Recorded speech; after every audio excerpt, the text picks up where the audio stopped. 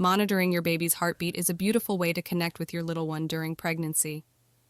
A handheld Doppler device lets you listen to the comforting sound of your baby's heartbeat right from home. Here's how to use this incredible tool to check your baby's well-being. When do you check your baby's heartbeat? The fetal heartbeat can typically be detected with a handheld Doppler from around 12 weeks of pregnancy. However, finding the heartbeat depends on various factors, including the position of the baby and the mother's body type. How to check the fetal heartbeat.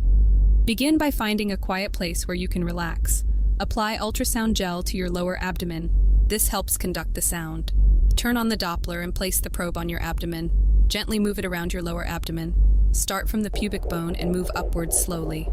The heartbeat might be faint initially, so listen closely. Yes, you can. It's important to move the device slowly and patiently.